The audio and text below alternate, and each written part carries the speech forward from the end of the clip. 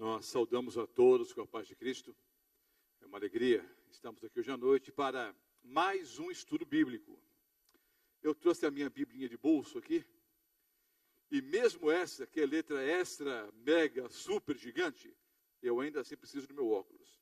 Então, abra a Bíblia em Romanos, o capítulo 12. Eu vou ler aqui uns 5 ou 6 versículos bíblicos que praticamente encerrariam o assunto em relação a qualquer coisa dentro do tema conduta cristã. Vamos ler aqui Romanos, a carta do apóstolo Paulo aos Romanos, o capítulo 12, os versículos 1 e 2. Não é sermão, é estudo bíblico. É uma classe bíblica e eu vou ler aqui vários versículos bíblicos. E é bom ler a Bíblia, irmãos. O principal num programa como esse, ou qualquer culto da igreja, é ler a Bíblia.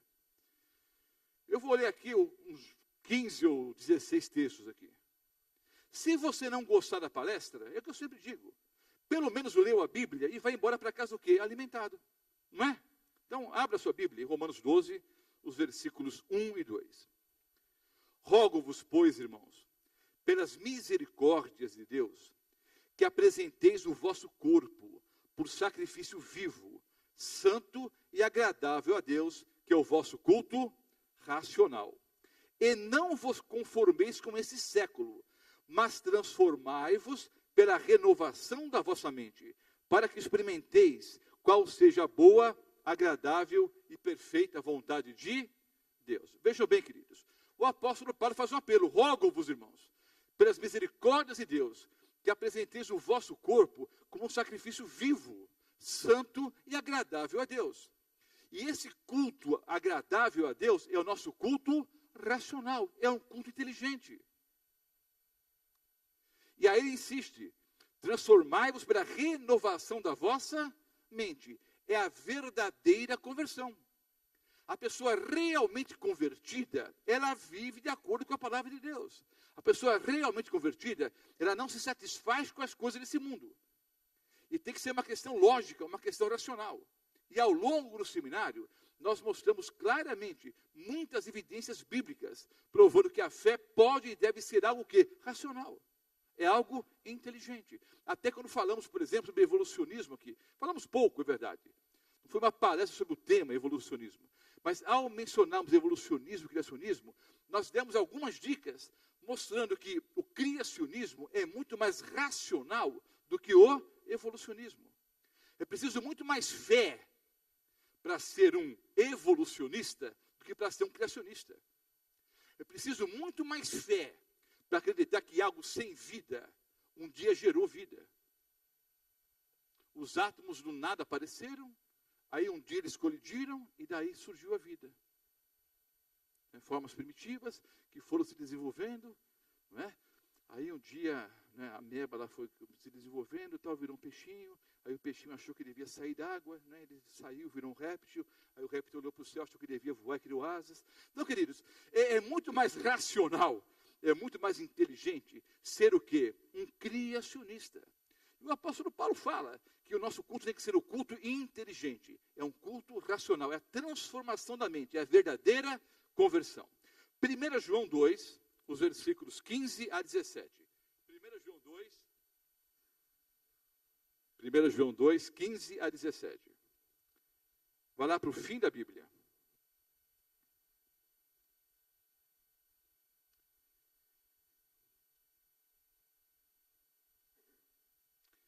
Primeira carta do apóstolo João, o capítulo 2, os versículos 15 a 17. Acharam? Quem achou, diga amém. Quem não achou, diga misericórdia. Todos acharam? Sim ou não?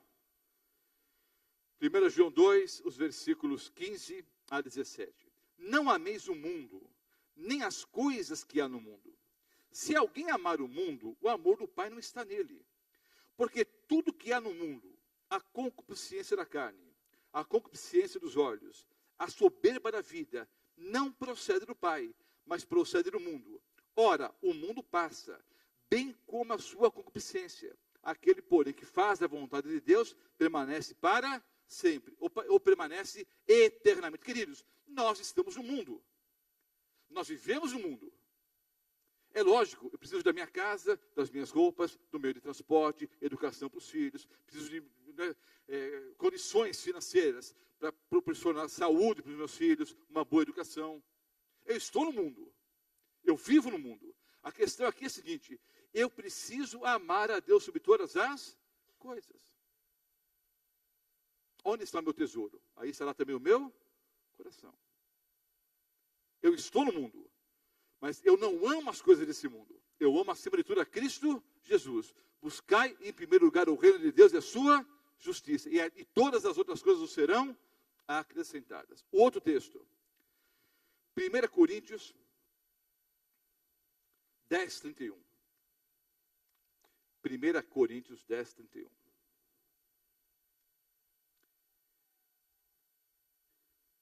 Vamos dar para alguns princípios bem claros agora. 1 Coríntios 10, 31. Portanto, quer comais, quer bebais, ou façais outra coisa qualquer, fazei tudo para a glória de Deus. Quer comais, quer bebais, quer façais qualquer outra coisa, fazei tudo para a glória de Deus. Isso é um princípio. Olha, só com esse princípio, queridos, nós quase que esgotaríamos qualquer tipo de questão. Por exemplo, pastor, posso fazer isso? Pastor, posso fazer aquilo? Pastor, posso ir em tal lugar? Pastor, tal coisa ilícita, tal coisa ilícita. Posso fazer, não posso fazer? Quer comais, quer bebais, ou façais qualquer outra coisa, fazei tudo para a glória de Deus. E algumas questões simples. Você pode perguntar para você mesmo. Ah, pastor, posso ir em tal lugar? Não precisa perguntar para o pastor, não. Pergunta a você mesmo. O que o Senhor Jesus faria em meu lugar? Não, mas eu não sou Jesus. Claro que não, muito menos eu. Mas somos cristãos. Nós somos o quê? Discípulos de Cristo. Devemos procurar viver como Cristo viveu. Então notem. O que o Senhor Jesus faria em meu lugar? Jesus estaria aqui fazendo o que eu estou fazendo agora? Para tal assunto, eu posso pedir a bênção de Deus? Coisas simples, questões. Você já mata quase que todas as charadas, não é? Posso fazer isso, posso fazer aquilo? Quer comais, quer bebais. Pastor, essa questão de comer e beber tem a ver com o cristianismo? Tem a ver. Novo Testamento. Quer comais, quer bebais. E aí ele generaliza. Ou façais qualquer outra coisa. Fazei tudo para a glória de Deus. É um princípio. Simples. Se você colocar em prática, já vai resolver uma série de questões. Romanos 14, versículo 13. Romanos 14, 13.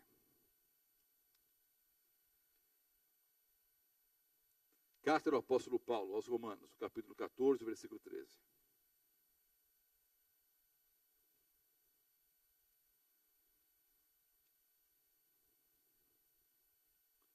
Catorze, 13.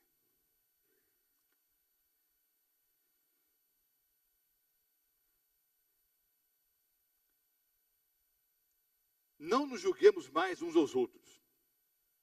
Pelo contrário, tomai o propósito de não pôr tropeço ou escândalo ao vosso irmão.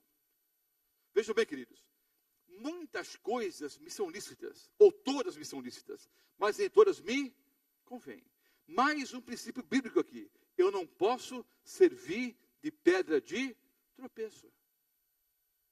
Se alguma coisa que eu faço escandaliza meu irmão, melhor não fazer. É melhor você amarrar uma pedra no pescoço e se atirar no mar, do que servir aquele pedra de tropeço para uma pessoa fraca na fé. Então, o nosso testemunho é fundamental. Essa moda agora das redes sociais, né? Twitter, Facebook, Instagram e outras coisas mais aí. Tem outro negócio que nem sei o nome mais. Hein? O que é? O WhatsApp, né? Todo mundo me pergunta que se eu tenho WhatsApp, eu não sei nem o que é o WhatsApp.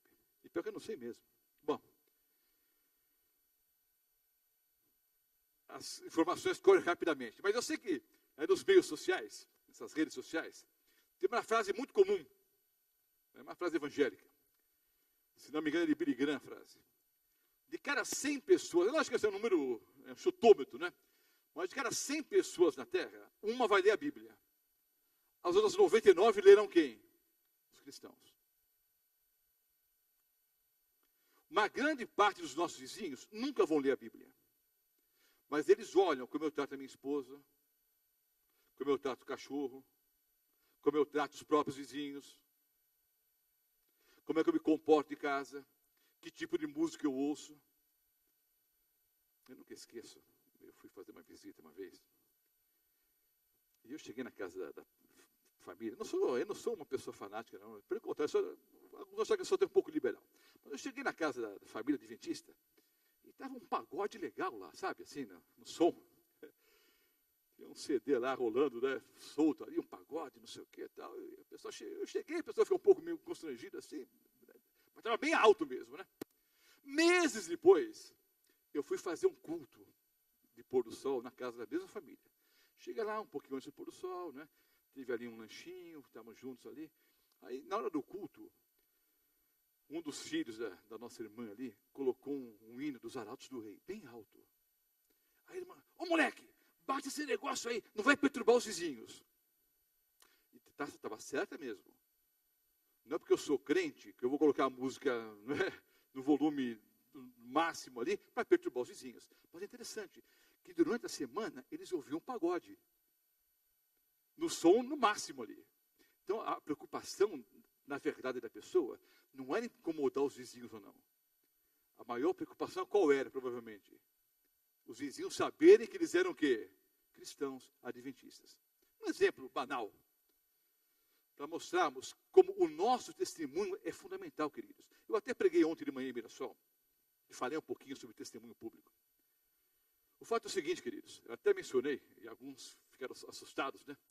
Porque uma vez eu estava lá em Maceió, num programa de jovens, e à tarde, teve aquela, sabe, perguntas e respostas, alguns pastores ali, uma espécie de debate, né, perguntas e respostas, e a uma certa altura alguém perguntou, pastor Mota, com qual personagem bíblico o senhor mais se identifica?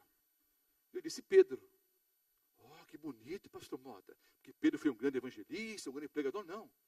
É que Pedro negou a Cristo muitas vezes, e eu também por atos ou por palavras tenho negado a Cristo. Então o personagem bíblico que eu mais me identifico é Pedro. Alguns ficaram assustados, como alguns ficaram aqui também. Mas o fato é o seguinte, queridos, que nós, infelizmente, por atos ou por palavras, muitas vezes damos um mau testemunho. O princípio é o seguinte, eu não posso ser pedra de tropeço. Os homens podem professar fé, na verdade. Mas se essa fé, na verdade, não são mansos, gentis, dedicados, essa fé se torna uma maldição ao seu possuidor. E pela sua influência, você se torna uma maldição para todo mundo. Se você é cristão, ou se diz cristão, e não vive como tal, essa fé torna-se uma maldição para o seu possuidor. E pela sua influência, você pode se tornar uma maldição para as pessoas que te cercam. Você quer um outro exemplo? Muito comum isso. O indivíduo era amigo de todo mundo, já mencionei esse fato aqui. Isso é uma coisa comum no meio cristão, especialmente no meio adventista. O indivíduo morava num bairro, bem na periferia. Dificuldade de acesso, não tinha ônibus, só em alguns horários, mas ele tinha o seu automóvel ali. Tinha mutirão, o primeiro que chegava era ele. Terminava o gás da vizinha, ele pegava o seu carrinho e ia lá comprar o gás para a vizinha. Alguém ficava doente, sabia que podia bater na porta dele, estava sempre à disposição. Mas é amigo de todo mundo. Camarada, gente boa na comunidade. Mas um dia, ele recebeu ensinos bíblicos. Aceitou a Jesus. E agora ele é crente. Agora ele usa terno preto, gravata e cara de jumento. Sabe o que é o cristão cara de jumento, né, irmãos? Sabe o que é? Aqui em Rio Preto não existe nenhum assim, mas por aí tem muitos. Cristão cara de jumento é o que tem o queixo lá embaixo. Tudo mal. Está tudo errado. Agora ele coloca terno preto. Não tenho nada contra, não. Eu até gosto de terno escuro, né? Mas ele coloca terno preto, Bíblia embaixo do braço, agora ele é crente. Agora ele não participa mais de mutirão, ele não ajuda mais ninguém. Alguém vai bater a porta. Não, hoje eu não posso porque eu vou para o culto. Não, hoje eu não posso porque tem programa na minha igreja. Hoje eu não posso por causa daquilo. Quer dizer, o camarada que era legal com todo mundo, que ajudava todo mundo, agora é o quê? Agora é um crente chato. Então, as pessoas que nunca leram a Bíblia, e a maioria que nunca lerá a Bíblia, olham para aquela pessoa e que imagem que seria o cristianismo? Para aquela pessoa foi uma bênção ou uma maldição? Ele mudou para melhor ou ele piorou? Então, queridos, nós não podemos ser pedra de tropeço. Eu tenho que dar um bom testemunho. As pessoas que me cercam têm que ver em mim uma pessoa realmente convertida. Elas têm que olhar e pensar assim, olha, vale a pena ser cristão. Olha que legal. Esse camarada fumava, bebia, batia na mulher, não parava emprego nenhum. Agora está aí, olha, amigo de todo mundo, arrumou um bom emprego, está sendo fiel à esposa, né? Está amoroso, carinhoso, super educado. Eu dirigi uma conferência em Santa Branca, lá perto de Jacareí. E lá ocorreu um milagre, queridos, que um dos maiores que eu presenciei. O indivíduo lá todas as noites bêbado. Nós tivemos o curso Como Deixar de Fumar primeiro. E durante a primeira semana, em uma das noites, o pastor Mauro Cardoso, que muitos conhecem, foi um dos oradores ali, no curso Como Deixar de Fumar. E tinha mas era um bêbado chato. Todo bêbado era chato, mas esse era pior. Né? Ele na igreja, ele não deixava ninguém pregar, ele falava o tempo todo. Aí aquela noite ele não ia pregar. O palestrante era o pastor Mauro Cardoso. Aí ele perturbando, aí vários irmãos foram conversar com ele e tal. Aí eu cheguei perto dele assim, fiz até uma cara de leão de chácara assim. Ele, não tenho medo de você não, alemão. As semanas se passaram, ele continuou indo à igreja. Um dia ele chega limpo, sóbrio. As semanas se passam, os meses se passam, ele é batizado. Foi um testemunho tão grande, queridos, em Santa Branca. Toda a família dele se converteu. E dezenas de outras pessoas aceitaram a verdade, porque viram a transformação do homem. Quem ele era, né? Inclusive ele trabalhava no corpo de bombeiros. Mas era um alcoólatra inveterado. A transformação desse homem foi uma luz para toda aquela cidade. É um testemunho positivo. Então as pessoas têm que olhar para nós e ver em nós que vale a pena o quê? Ser verdadeiros cristãos. Outro texto bíblico. 1 Tessalonicenses 5, também carta do apóstolo Paulo. Agora aos Tessalonicenses, a primeira carta, o capítulo 5, os versículos 21 a 22. Julgai todas as coisas, retende o que é bom. Abstende-vos de toda forma de mal. Eu tenho que julgar as coisas, posso ler de tudo, eu tenho que reter o que é bom. Eu tenho que me abster de toda aparência, toda forma de mal. O que eu vou explicar agora, para muitas pessoas será surpresa, inclusive para irmãos adventistas do sétimo dia. Aparência do mal também é pecado. Eu vou explicar. De novo, aparência do mal também é pecado. Pastor, mas eu não fiz, mas parece que fez. Pastor, mas isso é injusto. Não é injusto. A aparência do mal também é pecado. Eu vou usar um exemplo banal, mas muito comum. Os exemplos são perigosos, porque de repente eu solto o exemplo e a carapuça cai em alguém. Mas por favor, queridos, não é maldade minha, em hipótese alguma, e nem é carta marcada. Se por acaso coincidir, ou foi coincidência, ou Deus mandou falar para você mesmo. Então, se a carapuça servir, você... Mas eu não estou mandando a mensagem para ninguém específico, não, é algo geral. Mas é muito comum. O indivíduo é adventista, a esposa não.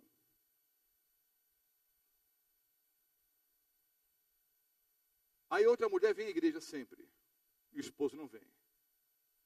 E esse homem casado sempre dá carona para outra mulher casada, em todo culto. Não acontece nada, mas é a aparência do mal, queridos.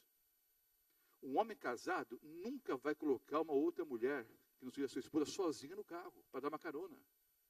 Pastor, isso é fanatismo. Será que é, irmãos? Ou a igreja não olha e não percebe essas coisas e não fica uma situação difícil. Todo final de semana a mesma coisa. O camarada chega com a esposa que não é legítima, é a esposa dele, vai embora, sábado a mesma coisa, no JA a mesma coisa, domingo à noite a mesma coisa.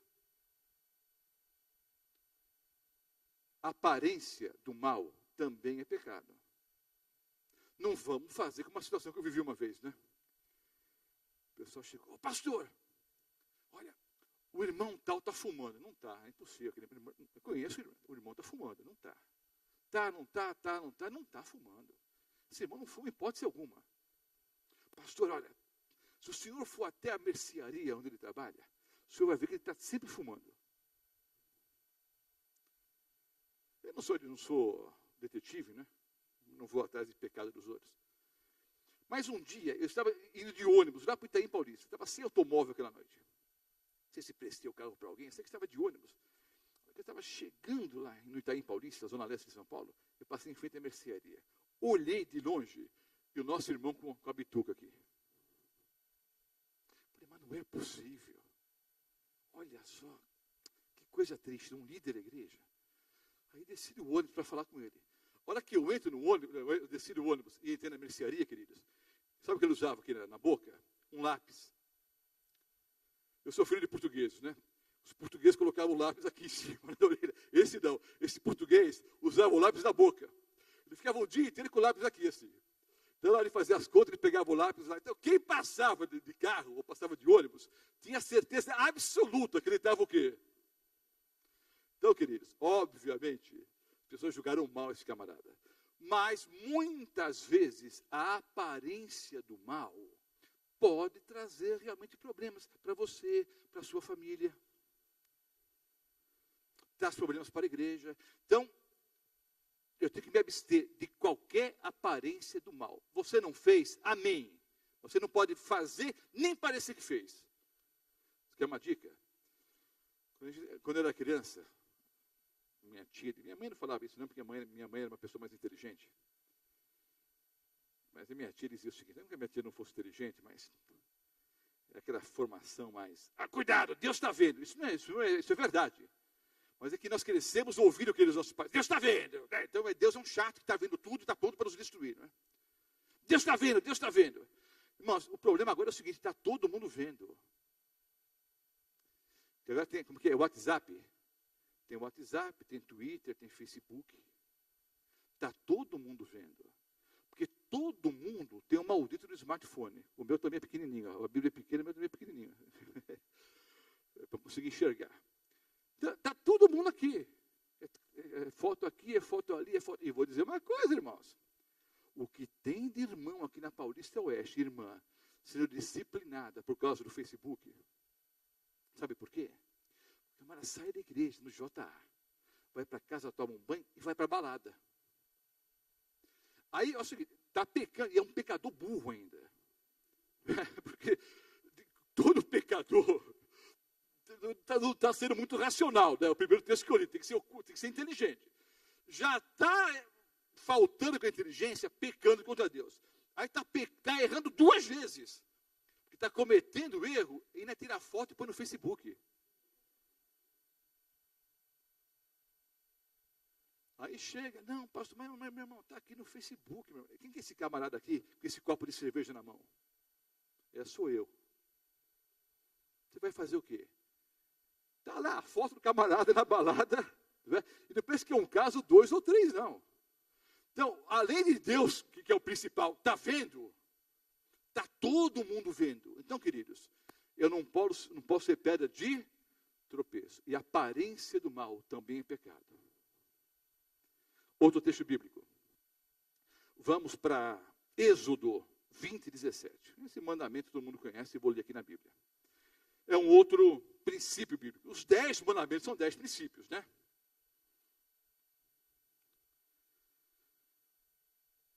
Vamos ver aqui, Êxodo 20, o versículo 17. Êxodo 20, 17. É um outro princípio.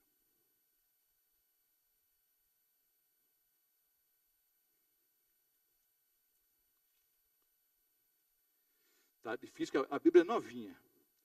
Então, estão até coladas as páginas aqui ainda. Êxodo 20, o versículo 17. É o 10º mandamento.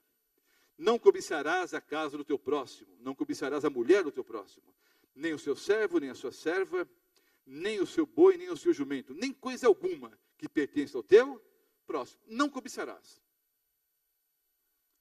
Esse mandamento, queridos, envolve qualquer tipo de cobiça.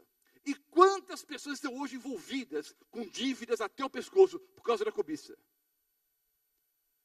O vizinho trocou de carro, eu tenho que trocar também. Meu irmão comprou uma casa nova, eu preciso comprar também. O meu cunhado vai viajar para a Europa, eu também tenho que ir. Então, queridos, nós temos que viver de acordo com as nossas posses, de acordo com a nossa o quê? Condição. Eu tenho vários pecados, queridos, vários pecados. Cometi vários pecados ao longo da minha vida, tenho meus defeitos, tenho minhas tendências carnais.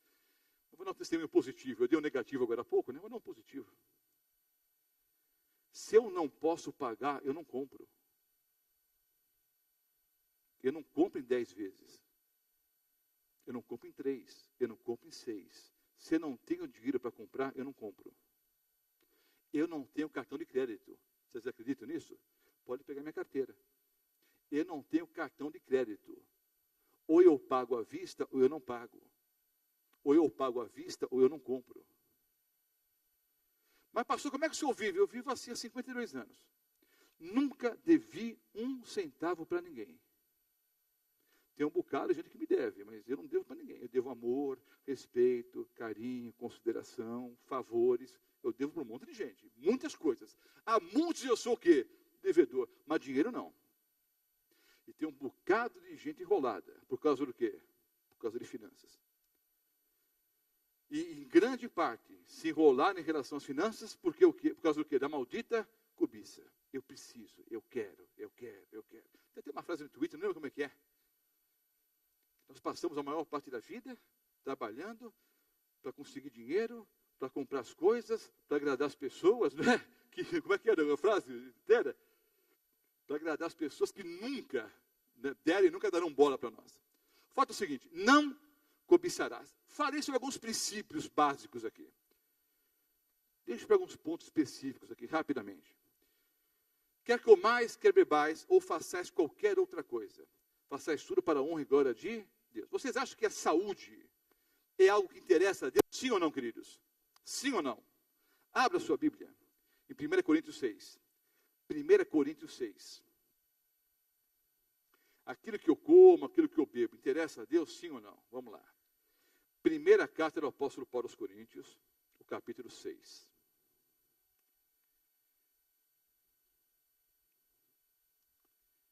Versículos 19 e 20. O ideal seria ler quase o capítulo todo aqui, mas não vou ler não. O tempo não permite. Aliás, eu não sei nem que oração. Nem relógio eu estou usando, hein? E não tem lá ainda. Que oração, hein? Hein? Ah, está cedo, até às 11 horas ainda tem muito chão. 1 Coríntios 6, os versículos 19 e 20. Vamos ler do 12 em diante, vai. Vamos ler do 12 em diante, para dar um pouco mais de contexto. Todas as coisas me são lícitas, mas nem todas convêm. Queridos, eu tenho que entender o texto no contexto. Todas as coisas me são lícitas. Adulterar é ilícito? Não. Matar é ilícito? Não. Mentir é ilícito? Não. Veja o contexto aqui, queridos. Se você ler depois o capítulo todo, a questão aqui envolve especialmente as coisas que envolviam a questão de práticas sexuais ilícitas. Olha o contexto aqui. Os alimentos são para o estômago. Todas as coisas são lícitas, mas eu não me deixarei dominar por nenhuma delas. Os alimentos são para o estômago para os alimentos. Deus destruirá tanto esses como aquele. Porém, o corpo não é para a impureza, mas para o Senhor, e o Senhor para o corpo. Deus ressuscitou o Senhor e também nos ressuscitará a nós pelo seu poder. Não sabeis que os nossos corpos são membros de Cristo? E eu, porventura, tomaria os membros de Cristo e os faria membros de meretriz? Todo o contexto aqui é relações sexuais ilícitas, especialmente relações sexuais com prostituta. O texto basicamente não fala da alimentação, não. Você não pega esse texto para pregar vegetarianismo. Que o texto não está falando sobre isso, queridos. O texto aqui é relações ilícitas, especialmente com prostitutas. eu faria membros de meretriz? Absolutamente não. Ou não sabeis que o homem que se une à prostituta forma um só corpo com ela? Porque, como se diz, serão os dois uma só carne. Mas aquele que se une ao Senhor é um espírito com ele. Fugir da impureza. Todo o contexto aqui é impureza o quê? Sexual, carnal aqui. Carnal na questão sexual. Qualquer outro pecado que uma pessoa cometer fora do corpo, que uma pessoa cometer é fora do corpo. Mas aquele que pratica imoralidade peca contra o próprio corpo. Acaso não sabeis que o vosso corpo é santuário do Espírito Santo, que está em vós, o qual tendes da parte de Deus, e que não sois de vós mesmos, porque fostes comprados por preço. Agora, pois, glorificai a Deus no vosso corpo. Então, queridos, essa ideia, né, o corpo é meu, eu faço dele o que eu bem entender. Você pode até pensar assim, se você não for cristão. O verdadeiro cristão entende que nós somos comprados por um preço. E esse corpo não pertence a nós, pertence a Cristo. Todo o contexto aqui fala sobre relações sexuais ilícitas. Mas, queridos, quer comais, quer bebais, ou façais qualquer outra coisa, fazer tudo para a honra e glória de Deus. Aquilo que eu como interessa a Deus, sim ou não? Aquilo que eu como interessa, sim ou não? Quando o homem foi criado, Adão e Eva, qual era o regime alimentar proposto por Deus para Adão e Eva? Abra sua Bíblia. Em Gênesis capítulo 1. Gênesis 1. Gênesis, o capítulo 1. Eu vou ler aqui o versículo 29.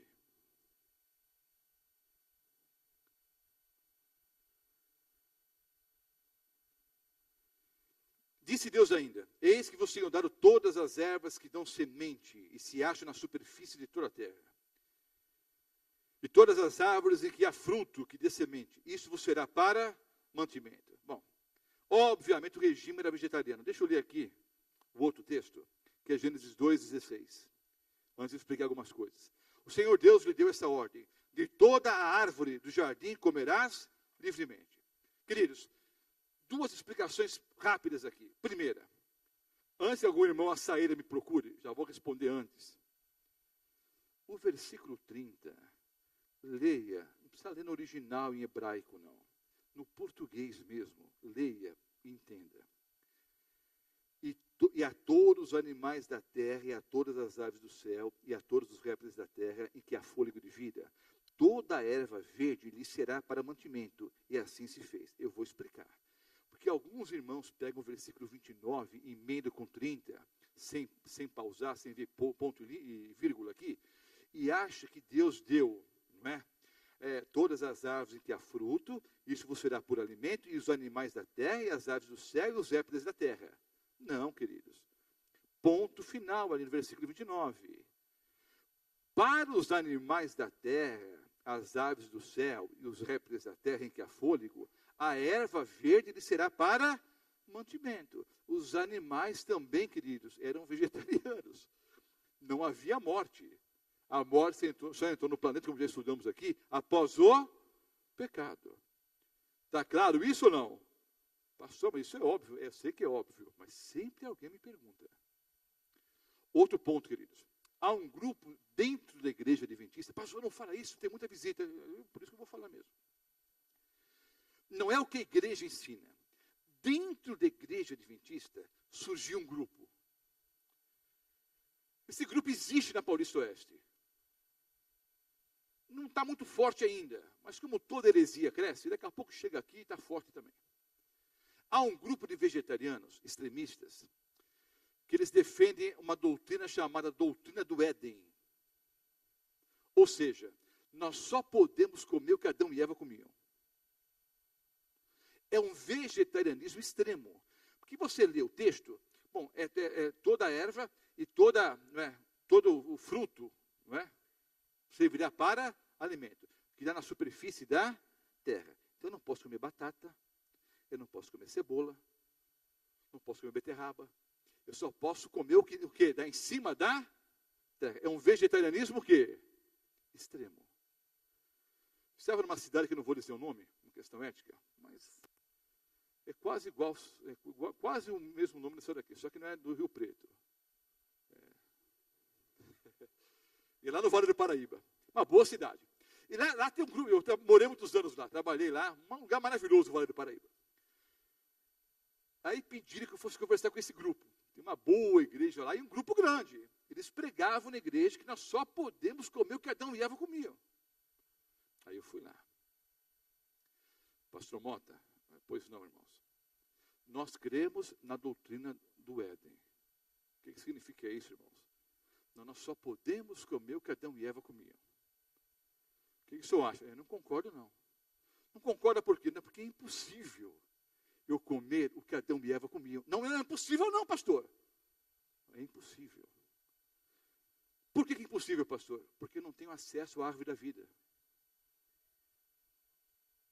Se eu vou comer exatamente o que Adão e Eva comiam, eu obrigatoriamente deveria ter acesso à árvore da vida, que eu só vou ter quando? Quando o Cristo voltar.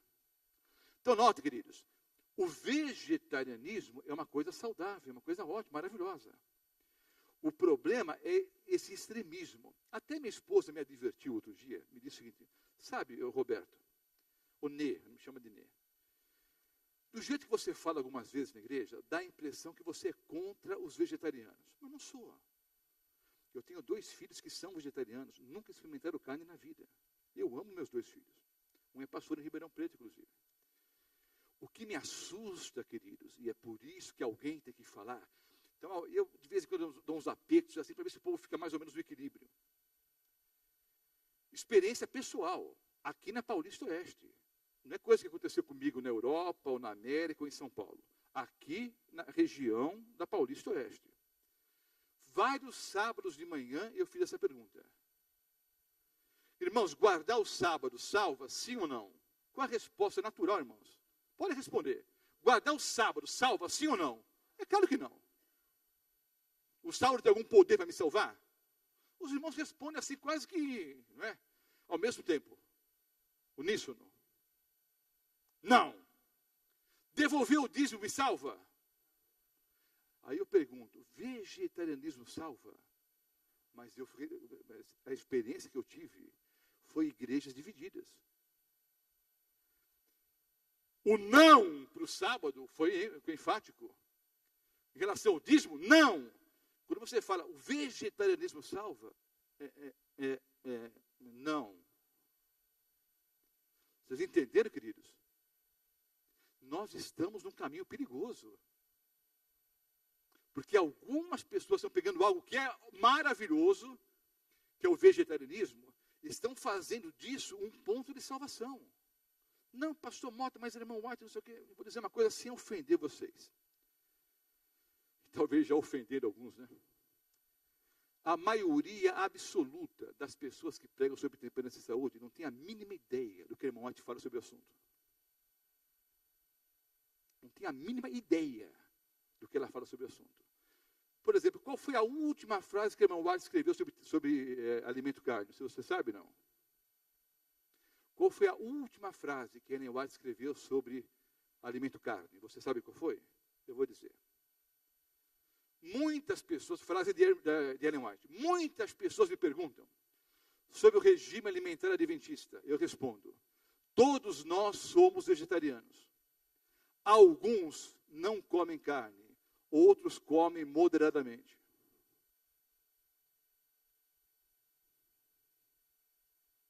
Entendeu a frase ou não? Vou repetir. Ellen White diz, todos nós somos vegetarianos. Alguns não comem carne, outros comem moderadamente. Então parece que vegetarianismo para o irmão White não é exatamente o seu vegetarianismo, né?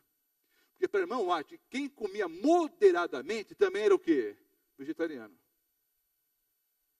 Foi a última frase sobre carne que ele escreveu. Quando foi que o irmão White teve a visão sobre o regime alimentar? Que ano foi, irmãos? Hein? 1863. Quando foi que ela deixou de comer carne? Em 94, 31 anos depois. 31 anos depois. Então, amados irmãos, não coloque um peso sobre os irmãos maior do que o que Deus quer colocar. 31 anos da visão em 63, até 94, quando ela, no último acampamento, quando ela comeu carne de pato e carne de veado. E a partir dali, ela decidiu que não comeria mais. 31 anos, ela tinha 60 e poucos anos. Então, queridos, não estou dizendo que não é para ser. Tome cuidado. O regime do Éden era vegetariano. Nós devemos seguir o mesmo regime? Dentro do possível, sim. Há bons conselhos para isso, sim ou não? É uma boa coisa ser vegetariano, sim ou não? Seria bom que todos nós fôssemos, sim ou não? Deveríamos fazer planos para que todos nós sermos vegetarianos, sim ou não? Sim, irmãos. Como é que está o leite, carne? Mas, sabe, é uma boa decisão. O meu medo é nós tentarmos fazer, dar o que não é doutrina, doutrina. E alguns irmãos ficam chateados com isso. Então eu vou dizer explicitamente, vegetarianismo não é doutrina cristã. No espiritismo é doutrina. No cristianismo não. No cristianismo é conselho. No adventismo é conselho. É conselho sobre o regime alimentar. No voto batismal não fala absolutamente nada sobre ser vegetariano. Fala ou não fala? Não fala nada. Nas 28 doutrinas, não se fala que a pessoa tem que ser vegetariana. E, por favor, irmãos, nunca use, como eu ouvi no sermão outro dia por aí, às vezes eu vi só o finalzinho do sermão. Foi até bom não ter ouvido inteiro. Que a pessoa citou Daniel como vegetariano. Daniel nunca foi vegetariano, irmãos. Daniel ficou algum tempo sem comer os alimentos que eram oferecidos ali aos ídolos. A pessoa não lê nem a Bíblia, nem o que Ellen White escreveu. Daniel nunca foi vegetariano. Leia Daniel capítulo 10.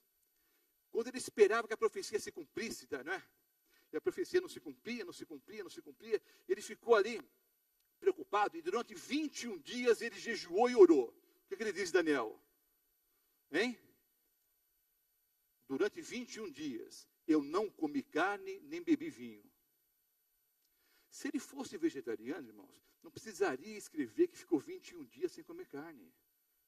Mesmo porque era impossível ser vegetariano no Antigo Testamento.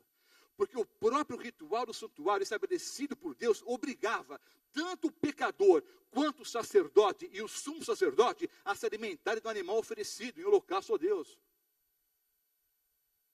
Então não existe vegetarianismo no Antigo Testamento, queridos. O único personagem bíblico que você pode arriscar com o pé atrás, dizer que era vegetariano, foi quem? Hein? João Batista. E João Batista ainda vai dar uma discussão muito grande, porque é muito difícil você provar pela Bíblia que o gafanhoto que ele comia não era gafanhoto mesmo. Não, era alfarroba, era uma plantinha. No original, pela Bíblia, você não prova. É muito difícil. O fato é o seguinte, queridos. Estou dizendo isso, insisto, é para que haja um equilíbrio.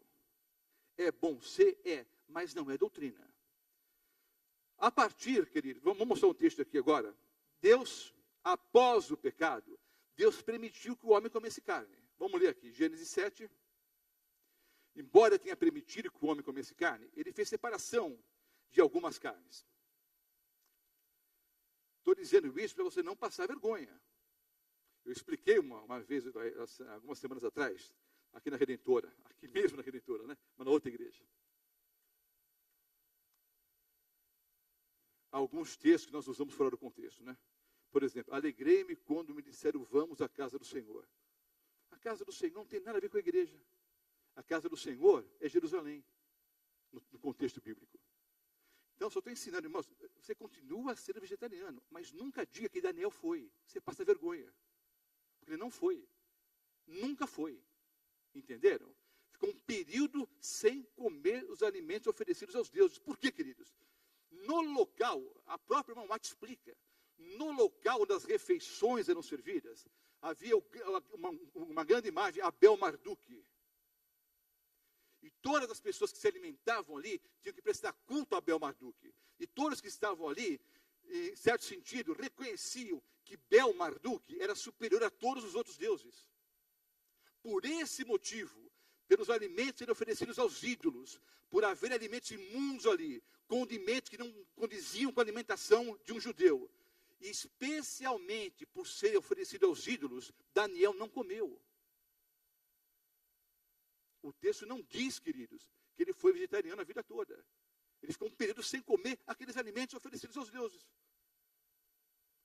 E Deus o abençoou. Quantos dias ele ficou sem comer mesmo? Não. Quantos dias foi? Hein? Quantos dias ele pediu para ficar sem comer? Hein? Quantos dias de experiência, irmãos? Eu tenho 3 respostas aqui, 10. Eles estão certos ou errados? Quantos dias? 10 dias. Vocês são inteligentes, queridos. 10 dias de jejum, de oração, transforma a vida da pessoa. Transforma. Mas eles ficaram mais inteligentes do que os outros por causa de 10 dias sem comer? Ou foi uma bênção dada por Deus pela lealdade deles? Bom, abra sua Bíblia em Gênesis capítulo 7. Gênesis 7, versículo 2. De todo animal limpo levarás consigo 7 pares, o macho e sua fêmea. Mas os animais imundos, um par, o macho e a sua fêmea. Então vejam só, queridos. Já havia essa separação entre animais puros e animais o quê? Impuros. Eu estava num programa aí da igreja. Uma pessoa foi explicar essa questão dos animais puros e animais impuros. Vocês já ouviram essa história? Se vocês não ouviram, amém. Se vocês ouviram, eu vou explicar. Vocês já ouviram essa história? Que até o dilúvio ninguém comia carne? Vocês já ouviram isso? Irmãos, quem já ouviu isso? Então, vou explicar só 2 coisinhas básicas. Caim e Abel. Abel era vegetariano, sim ou não? É claro que não era, irmãos. Você acha que ele criava o gado ali, ele criava as ovelhas, para quê? Tinha Adão, Eva, Caim e Abel. Ele criava o gado só para pegar a roupa, a pele para se cobrir. O que vocês acham? Vocês são inteligentes, me respondam. O que vocês acham? Abel criava gado para quê? E o texto diz que Abel ofereceu o melhor da carne para Deus. Como é que Abel sabia quais eram as melhores partes da carne, se ele não comia? Então, sabe, é um contrassenso, queridos, imaginar que Abel criava os animais só para... Primeiro, fazia frio, irmãos. Sim ou não? Quando que houve essa mudança climática terrível? A partir de que momento? Do dilúvio. Havia uma brisa apenas que caía, temperatura ambiente. Então, essa ideia de que Abel era vegetariano, e o pior de tudo é o seguinte, o Caim era vegetariano. Aí o vegetariano matou o outro, né? Mas calma, não pega isso aí ao pé da letra, não. Mas olha só que contrassenso. Eu ouvi a palestra. A palestra disse, o palestrante disse, durante 2000 anos, Deus não permitiu que alguém comesse carne. Vocês já ouviram isso? E após o dilúvio, então, Deus permitiu que comesse carne. Então, olha só o contrassenso. Primeiro, eu estou ficando velho e chato, mas eu sempre fui chato, eu estou pior agora. Mas é que eu penso rápido, eu pensava, agora estou ficando meio tonto também. A hora que a pessoa começou a fazer a palestra durante 2000 anos, todo mundo era vegetariano. E Deus teve que destruir todo mundo. Então, 2000 anos de vegetarianismo resultou o quê? Em dilúvio. Então, 2000 anos de vegetarianismo não mudou nada. Mas é óbvio, queridos, que a premissa é falsa. Eles não só, desculpem a frase, não quero parecer malicioso, mas eles não só comiam a carne, como eles tinham relações sexuais com os animais. Sim, é zoofilia, que é comum nos dias de hoje, inclusive, né? Eles comiam a carne dos animais e mantinham relações sexuais com os animais. Isso foi um dos motivos pelo qual Deus destruiu o quê? A terra. Não porque eles comiam a carne, mas que tinham relações sexuais com os animais. Então, esse argumento até o dilúvio, ninguém comia carne. Por favor, queridos. Você é vegetariano, você tem que ser mais inteligente. Não fala uma bobagem dessa. É melhor ser vegetariano hoje, sim ou não, irmãos? Sim. Todos nós deveríamos ser, sim ou não? Sim. Há bons conselhos sobre esse assunto, sim ou não? Sim. É mais inteligente hoje ser vegetariano, sim ou não? Sim. Só estou sendo duro em algumas coisas para você mesmo não passar vergonha. Porque você vai diante da igreja, fala uma bobagem dessa, você não convence ninguém. Olha, até o dilúvio ninguém comia carne. Deus separou as carnes puras das impuras. Separou quando? Não foi aqui não, queridos. Eles já não ofereciam sacrifícios a Deus, sim ou não? No próprio Éden, após o pecado, já não ofereceram o sacrifício? Então já fazia parte do ritual do santuário, queridos. Os holocaustos a Deus.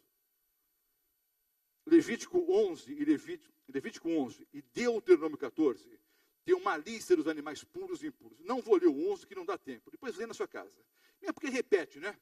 Vai para Deuteronômio 14. E eu vou parar aqui e eu vou deixar a palestra, o restante aqui, sobre joias, pintura e outras coisas, para sexta-feira que vem. Vamos terminar muito tarde. Deuteronômio 14.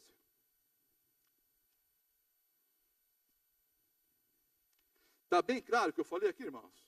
Sim ou não? Está até gravado, é bom que está gravado, porque tem prova. Eu fui departamental de temperança e saúde de 9 anos. Tudo que a irmã Ward escreveu em português e inglês sobre esse assunto, eu li.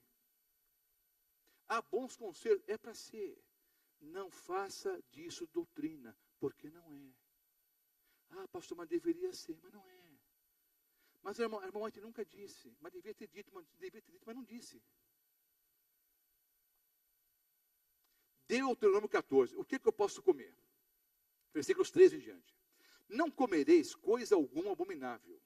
São esses os animais que comereis: o boi, a ovelha, a cabra, o veado, a gazela, a corça, a cabra, o monteso, o antílope, a ovelha montesa e o gamo. O princípio aqui é esse aqui, ó. Todo animal que tem unhas fendidas e o casco se divide em dois e rumina entre os animais, isso comereis. Então, o princípio é o seguinte, irmãos, não é que Deus estava no céu um dia, olhou aqui para baixo e falou, não, quanta carne. Eu vou complicar um pouco a vida deles. Não, irmãos, o princípio original não era para comer carne nenhuma. Depois Deus permitiu que o homem comesse carne. Aí eu argumento, não, Deus permitiu que o homem comesse carne para viver menos. Aí é um contrassenso, né? Porque aí Deus manda comer carne para viver menos, depois no fim para ele para não comer carne para viver mais. Então entra em contradição, mas isso é outra história, né? Deus permitiu que o homem comesse carne. Mas ele separou as carnes puras das impuras. O que é que eu posso comer? Dos mamíferos. Tem que ter casco fendido. É o casco cortado em dois. E tem que ruminar. O que é ruminar, queridos? Fica que nem adolescente com chiclete na boca, né? Então vamos lá. O boi tem casco fendido? Tem. Rumina? Pode comer. Ovelha tem casco fendido? Rumina? Cabra? E tem a lista aí? Veado? Tá. Coelho rumina? Não rumina, né? Ou rumina? Um biólogo disse que não rumina. Bom, ele fica assim também, né? Mas tem casco, muito menos fendido. O porco tem casco fendido? Sim ou não? Sim. Rumina? Então não pode comer. Não é que Deus olhou do céu e disse, não, Deus sabia, queridos, o que era mais prejudicial. Aí tem um contra-argumento ainda. Estão gravando, vai me dar um problema, você vai ter irmão mandando carta, mas faz parte da minha vida. Não, se o negócio de Deus era que o homem vivesse menos, por que não mandou comer os animais impuros também? Para morrer de vez, então. Não tire umas frases fora do contexto, irmãos. E sabe, uma grande complicação é você pegar livro de Ellen White que não foi ela que escreveu. Tipo, compilações. Sabe o que é uma compilação, não é? É uma frase daqui, uma frase dali, um parágrafo daqui, aí alguém juntou tudo e forma uma coisa que às vezes não foi exatamente o que ela quis dizer. Pastor, o senhor está assustando o povo aqui? Não. Os próprios adventistas do sétimo dia reconhecem que a única compilação realmente boa é do livro Evangelismo. Todas as outras têm problemas. Há muitas compilações mal feitas. Frases foram tiradas fora do seu contexto. É simples.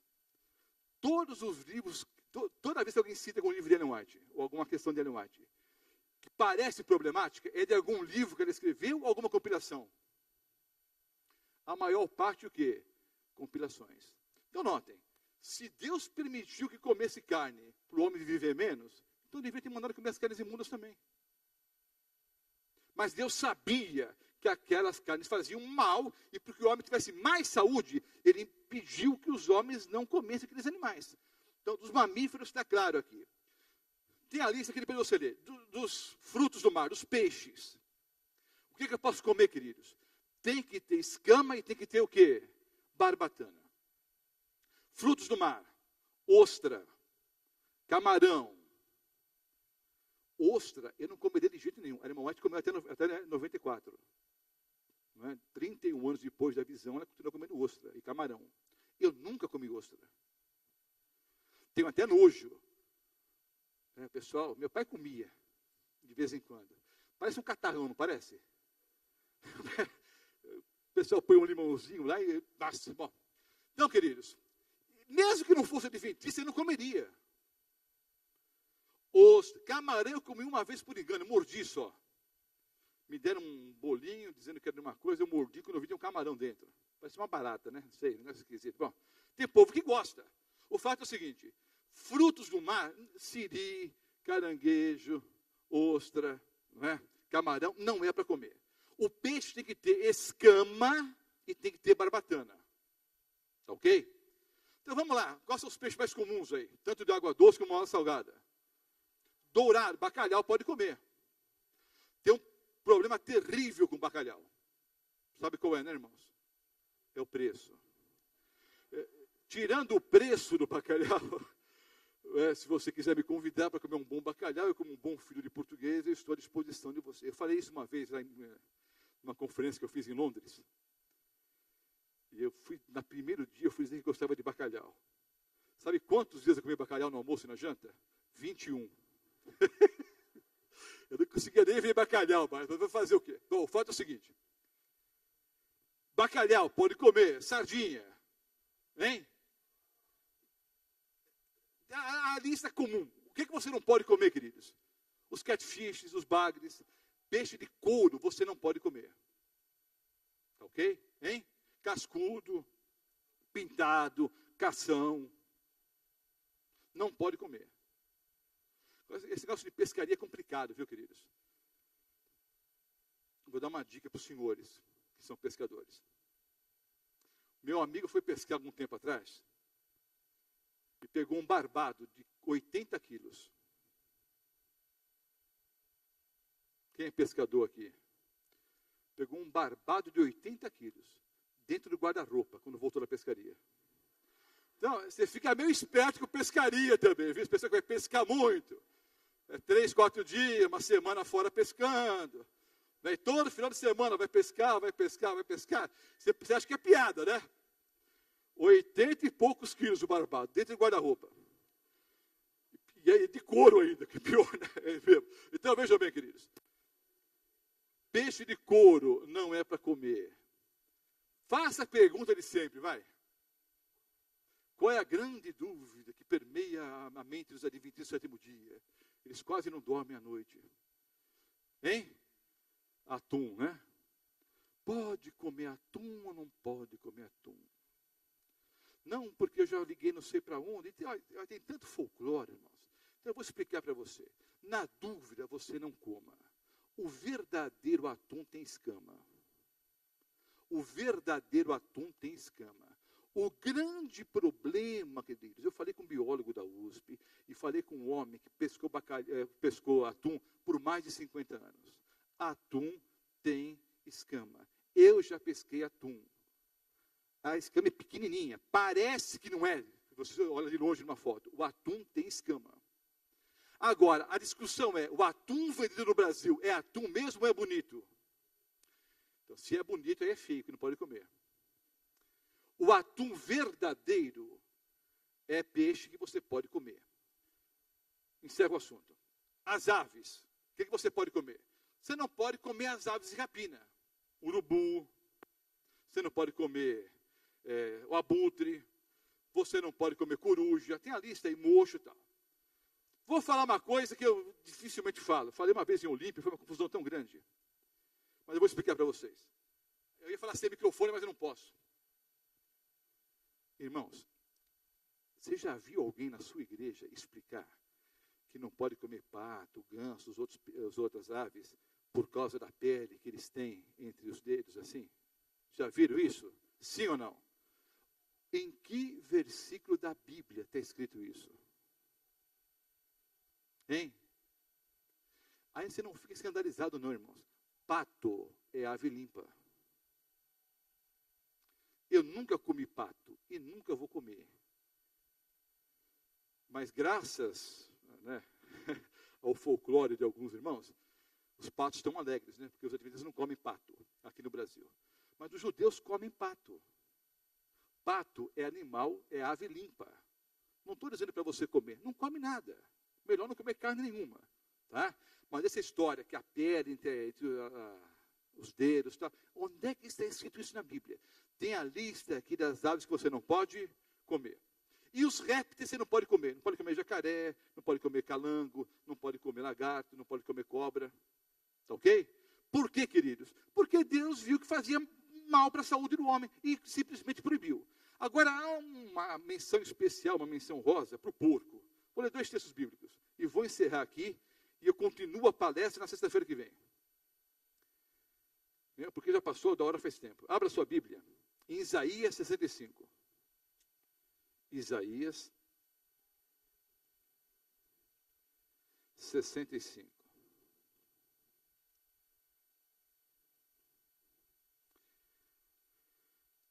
Os versículos 3 e 4. Povo que de contínuo me irrita abertamente, sacrificando em jardins e queimando incenso sobre altares de tijolos, que mora entre as sepulturas e passa as noites em lugares misteriosos, come carne de porco e tem o seu prato ensopado de carne abominável. O outro texto, Isaías 66, 17. Os que se santificam e se purificam para entrarem nos jardins após a deusa. É a pessoa que andava em procissão, né? Seguindo imagens. Os que se santificam e se purificam para entrarem nos jardins após a deusa que está no meio. Que comem carne de porco, coisas abomináveis e rato, serão consumidos, diz o Senhor. Então, é bíblico. Tem a lista dos animais que você pode comer e não pode comer. E de uma forma especial, uma menção honrosa para quem? Para o porco e para o rato aqui. Deus simplesmente proibiu. Podia explicar agora na cistercose, não sei o que, tal. Não, pastor, mas agora o tratamento dos animais é diferente. É mesmo. Podia passar vídeo, já passei vídeo, já mostrei. Eu ficava quase 1 hora falando só sobre a carne de porco. É simples. Deus proibiu e pronto. Que horas são, pastor? 9h15. Não está cedo, não. Eu tenho que ler mais 5 versículos bíblicos. Posso ler? Só 4 falaram que pode. Vou ler rapidinho, vai. Irmãos, leia depois a lista completa. Levítico 11 e Deuteronômio 14. Vamos ler Gênesis 35, os versículos 2 a 4. Em relação a vestuário, queridos. Olha só. Vestuário. Como se vestir. Se pode usar joias, se não pode usar joias. Vamos ver aqui. Gênesis 35, versículos 2 e 4. Então disse Jacó à sua família e a todos os que com ele estavam: lançai fora os deuses estranhos que há no vosso meio. Purificai-vos e mudai as vossas vestes. Levantemo-nos e subamos a Betel. Farei ali um altar ao Deus que me respondeu no dia da minha angústia e me acompanhou no caminho por onde andei. Então deram a Jacó todos os deuses estrangeiros que tinham em mãos e as argolas que lhes pendiam das orelhas.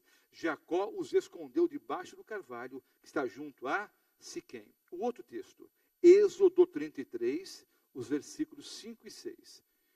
Êxodo 33, os versículos 5 e 6.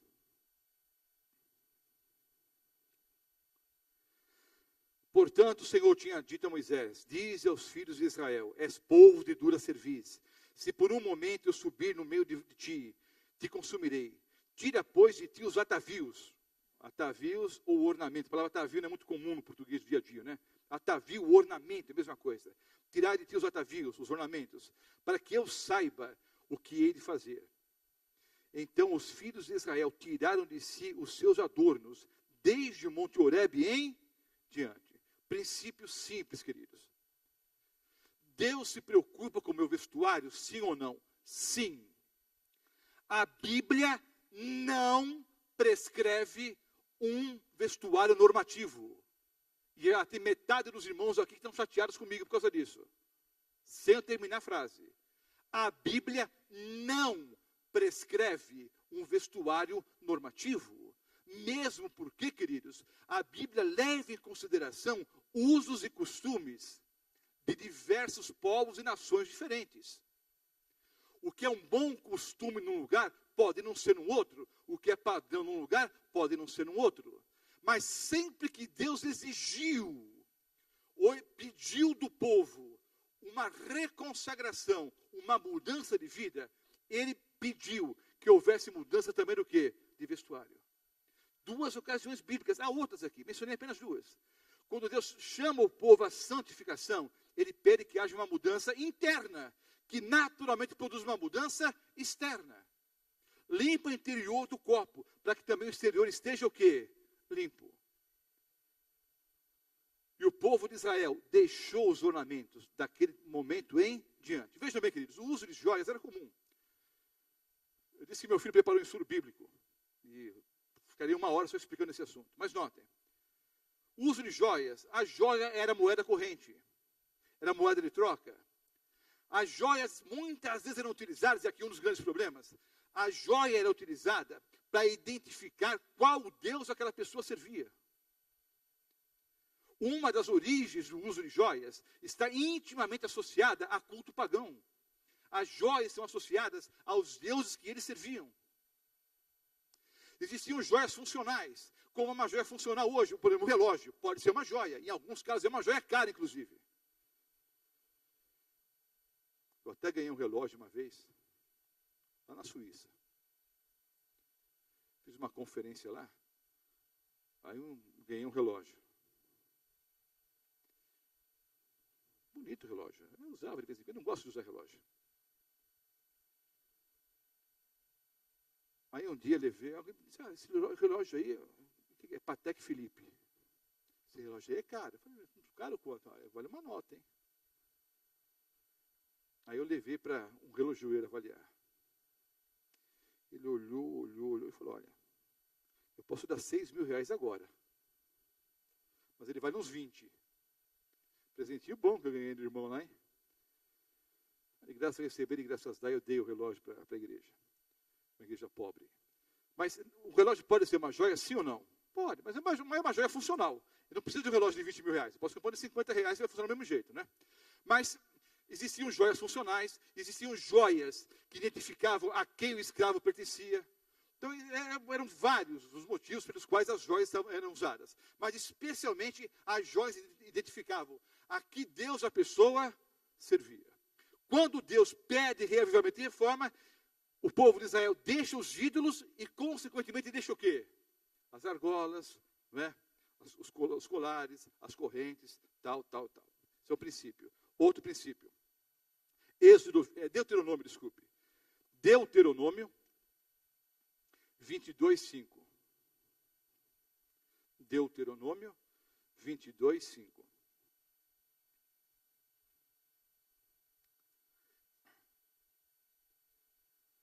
A mulher não usará roupa de homem, nem o homem veste peculiar à mulher, porque qualquer que faz tais coisas é abominável ao Senhor teu Deus. Então vamos lá, queridos. Isso é um princípio de vestuário para o cristão.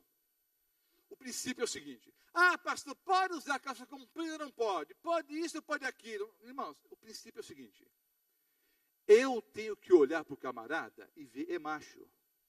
Eu tenho que olhar para a mulher e ver é fêmea. Esse é o princípio. Irmãos, tanto homens quanto mulheres no Antigo Testamento usavam o quê? Vestido. Só que o corte era diferente, as cores eram diferentes e, especialmente a cinta, era o quê? Diferente. Mas tanto homens quanto mulheres usavam o quê? Vestido, túnica. Só que existia o corte masculino e o corte feminino. Pastor, vai defender calça comprida? Vejam só, queridos, tem corte masculino, tem corte feminino.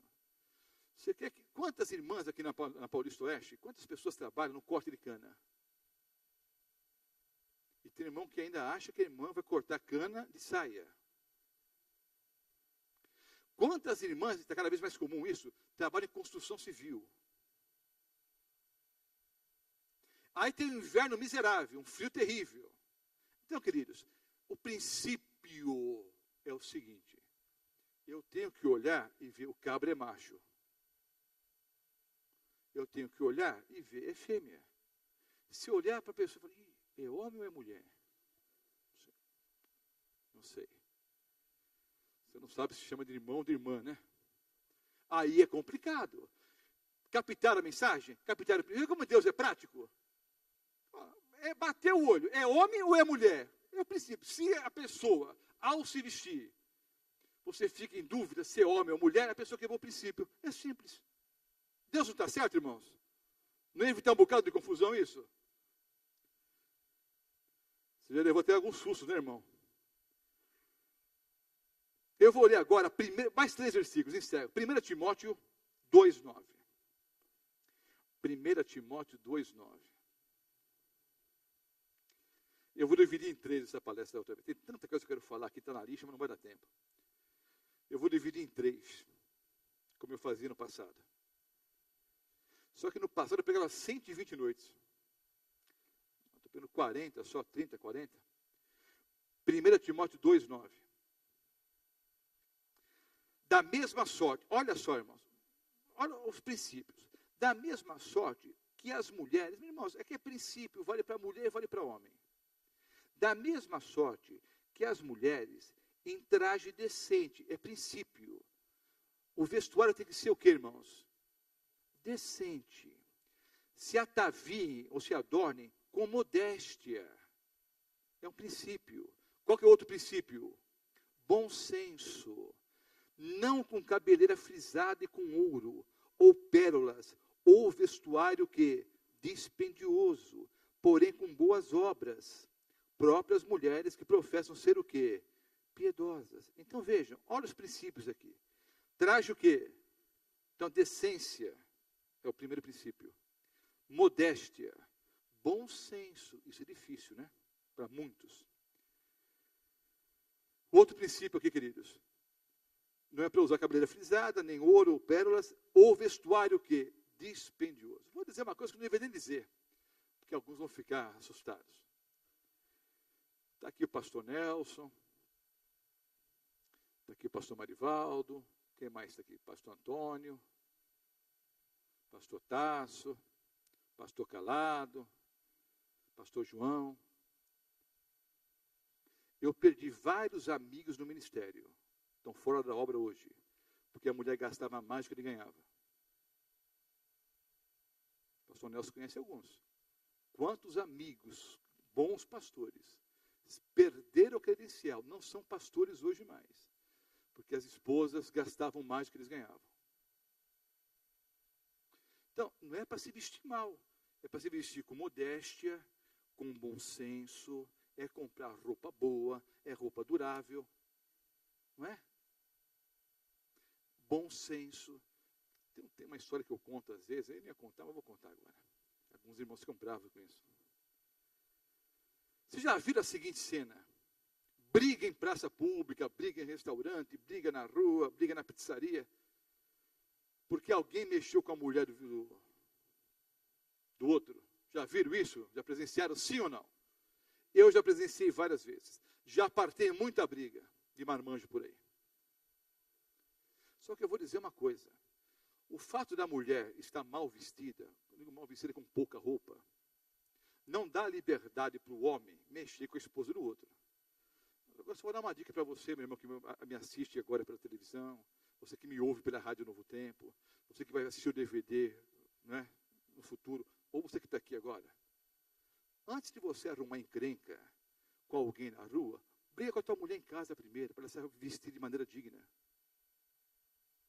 Não estou defendendo o fato de alguém ter mexido com a mulher está mal vestida. Isso não dá direito do homem mexer com a mulher do outro.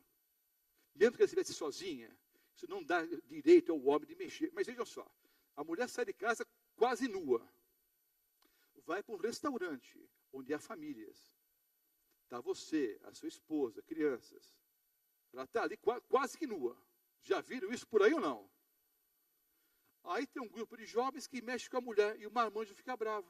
Eu devia brigar com a mulher em casa. Mas ele não é macho em casa para cuidar da mulher. Aí vai querer ser macho fora de casa para brigar com os outros. Aí apanha em casa e apanha na rua também. Então, vejam só, queridos. Tem que ter bom senso.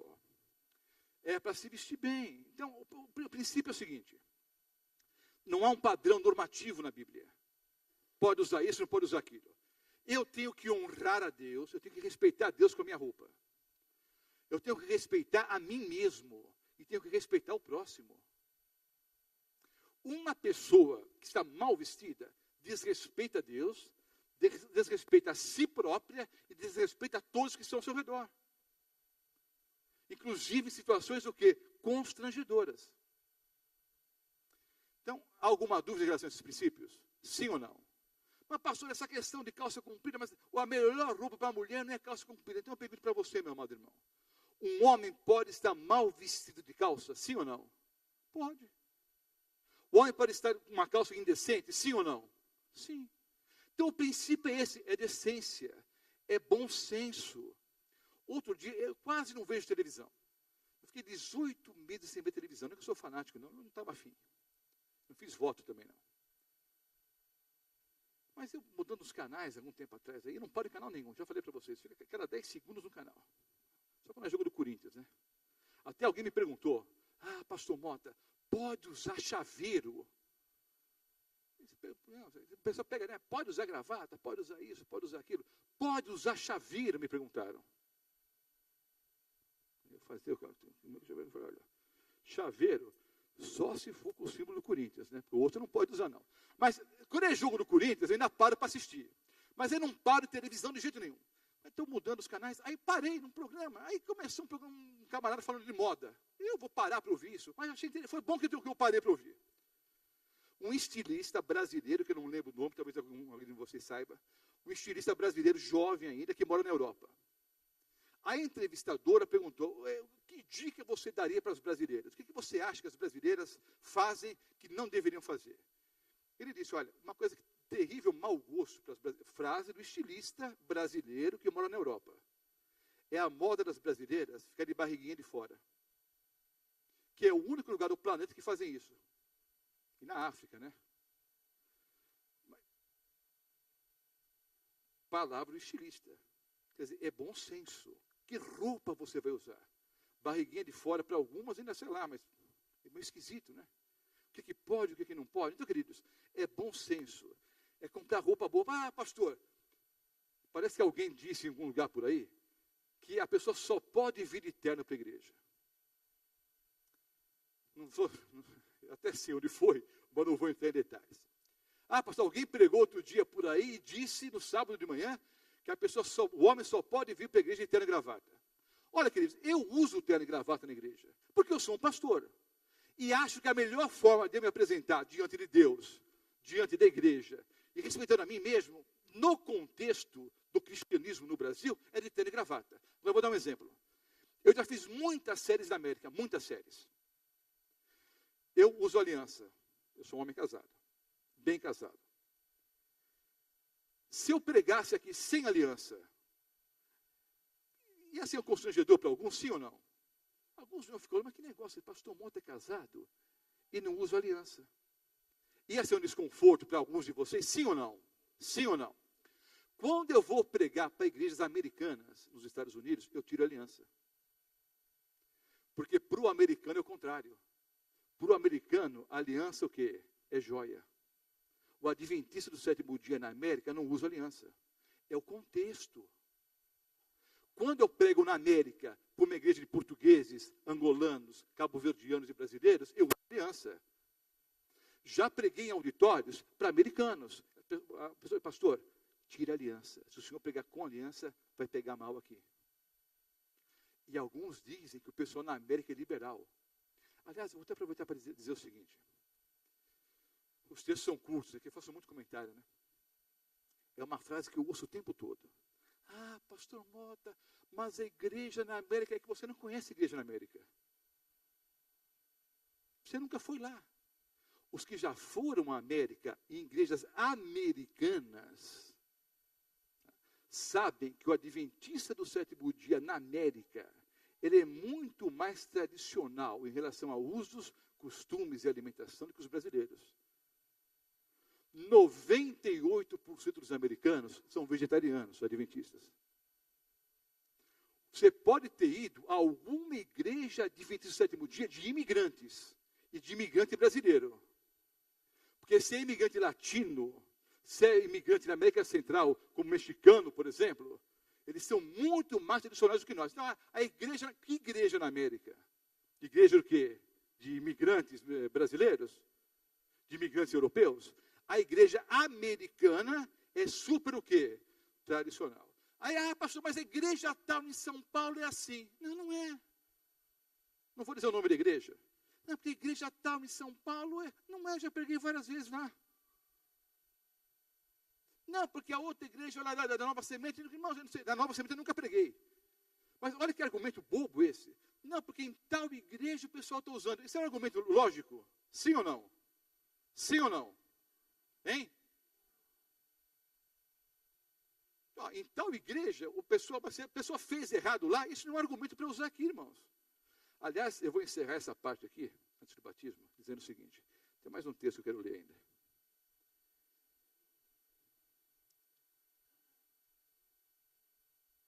Eu não me assustei, não, porque eu já vi tanta coisa nessa vida.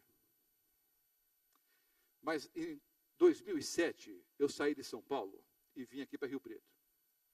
Fui chamado para cá. Pastor Nelson trabalhou muitos anos aqui na Paulista Oeste, depois foi para São Paulo, foi para outros lugares, voltou para cá. Vários pastores já rodaram o Brasil por aí.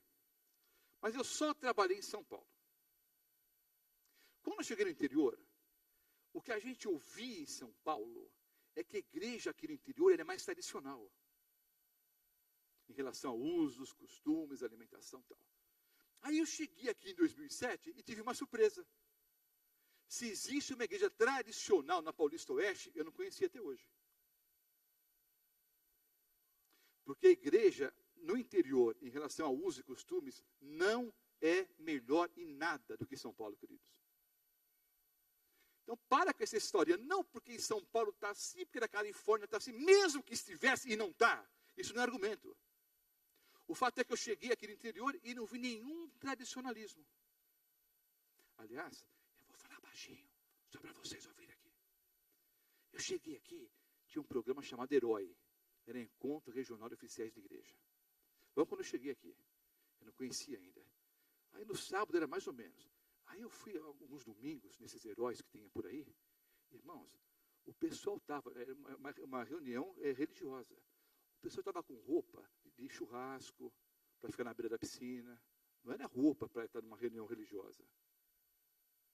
Aqui no interior, que o pessoal acha que é muito tradicional.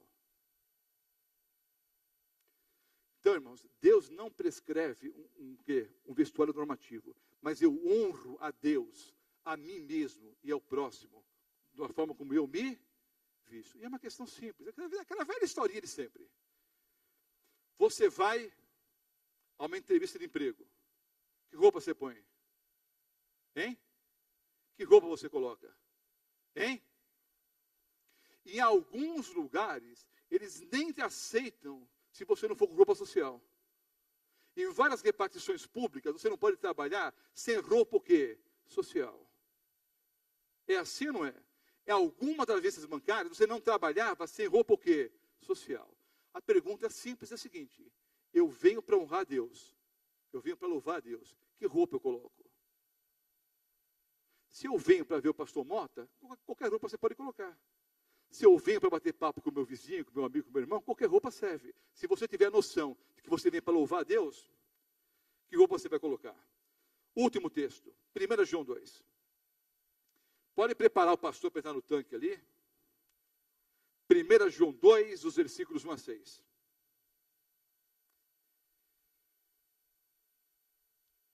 Eu aprendi, eu vou fazer 3 vezes essa palestra, em 3 vezes diferentes. Tentei fazer tudo hoje, não dá, é muita coisa. 1 João 2, versículos 1 a 6. Filhinhos meus, estas coisas vos escrevo, para que não pequeis. Se todavia alguém pecar, temos advogado junto ao Pai, Jesus Cristo, o justo. E Ele é propiciação pelos nossos pecados, e não somente pelos nossos próprios, mas ainda pelos do mundo inteiro. Ora, sabemos que o temos conhecido por isso, se guardamos os seus mandamentos. Aquele que diz, eu o conheço e não guarda os seus mandamentos, é mentiroso, e nele não está a verdade. Aquele, entretanto, que guarda a sua palavra, nele verdadeiramente tem sido aperfeiçoado o amor de Deus. Nele tem sido verdadeiramente aperfeiçoado o amor de Deus. Nisto sabemos que estamos nele. 2 pontos. Como é que eu sei que estou nele? Aquele que diz que permanece nele, esse deve também andar, assim como ele andou. Isso está meio fora de moda hoje, ninguém se preocupa mais. Deviam se preocupar, mas não se preocupam. Eu vou dar um exemplo real. Eu estava numa igreja em São Paulo. Um bom amigo meu, que talvez até vá assistir o DVD depois, mas ele já sabe que é a história dele mesmo. Um bom amigo meu possuía 6 automóveis. O mais barato, talvez uns 220 mil reais, 250. Era BMW, Ferrari, Audi e tudo top de linha. Os mais baratinhos, 220, 250 mil reais. Tinha meia dúzia. A esposa não dirigia. Ele tem 2 filhas. Hoje as 2 filhas dirigem. Na época nenhuma das 2 dirigia. Ele era o primeiro ancião da igreja. Eu tive uma boa conversa com ele. Disse, meu irmão, o senhor está quebrando o princípio bíblico. Qual, pastor? O da modéstia cristã. Vocês acham que alguma vez alguém chamou esse camarada numa comissão de igreja? Você acha que ele foi disciplinado alguma vez? Não, porque a igreja coa o mosquito e engole o camelo e coa o mosquito. Se uma jovenzinha lá da favela, não tem nada contra a favela não, uma jovenzinha adventista do 7º dia, vem à igreja com uma pulseirinha de plástico, o que é isso? Filho do diácono. Eu não estou dizendo que é para usar, não é para usar não. Estou dando um exemplo. Se a menininha lá da favela veio com uma pulseirinha de plástico aqui na igreja, e ele é filho do ancião da igreja, vai causar transtorno, sim ou não? Sim ou não? Se o ancião tem 6 carros importados e só ele dirige, causa algum escândalo? Não, mas deveria causar. Mais do que da menina. É falta de modéstia. Entenderam? Você pode comprar o carro que você quiser. Pastor, eu preciso de 2 automóveis. Eu moro em São Paulo, tem rodízio. Tudo bem. Preciso de 3. Olha, eu preciso de um carro para mim, um para minha esposa, um para minhas 2 filhas. Tudo, sem problema nenhum. Mas eu insisto, só um dirige. Ele tem 6 automóveis. Somando 6 automóveis, alguns são 200 mil reais, outros quase 1 milhão de reais. Ele tinha pelo menos uns 3 ou 4 milhões de reais de automóveis na garagem. Só para ele dirigir. Quebrou um princípio cristão? Sim ou não? Sim ou não? Agora eu vou contar uma historinha sem contar o desfecho dela. O que é bom senso? Estava numa região em São Paulo. numa conferência como essa aqui. Super lotado auditório. E uma noite, uma família me convida para almoçar na casa dela. A família não era adventista. Estavam assistindo a conferência. Eu aceitei o convite. Pastor, o senhor come peixe? Eu como. Então, vou preparar um peixe para o senhor. Falei, tudo bem. Não tinha dado essa aula ainda sobre o que podia comer e o que não podia comer. Fui à casa da família. Família muito pobre, mas pobre, pobre, pobre. A hora que eu cheguei ali, super feliz, uma família grande e tal. Só de sentir o cheiro, eu já vi que não era peixe de escama. Olhei o pintadão em cima da mesa. Pintado desse tamanho. Você que é aqui no interior, você vai pescar o pintado aí, queridos. E hoje está até mais na moda, né? Estão criando pintado em um monte de lugar por aí. Naquela época, isso faz tempo já. O pintado custava mais que o filé mignon. Eles gastaram o que eles não tinham para preparar um peixe para o pastor. Aí eu chego e é peixe de couro. Aí eu olho, tem tomate, saladinha de tomate, que eu adoro. Com cebolinha, que eu também adoro. Arroz e o peixe, o pintado. Pastor, fizemos especialmente para o senhor. O que você faria em meu lugar? Há duas hipóteses. Primeira hipótese. Olha, irmão, você me desculpe, eu só vou comer o arroz e o tomate, porque eu não como, vocês me perdoem, eu não como peixe de couro. Então eu vou, me leve a mão não, eu vou comer só o arroz e o tomate. Ou se ele diz, Senhor Deus, me perdoa. Eu não devia comer, mas por amor a esse povo aí, eu vou comer esse negócio aí. Pastor, o que é isso? Ética situacional? O que é que você faria? Hein? O que é que o senhor fez, pastor? Não respondo, nunca respondi, não vou responder. Não vou contar o que eu fiz. Só vou contar que eu batizei todo mundo da família depois. Mais de 20 eu batizei daquela família. Não vou dizer se eu comi ou não. Mas você faria o quê? Hein? Não sei. Só pense um pouquinho.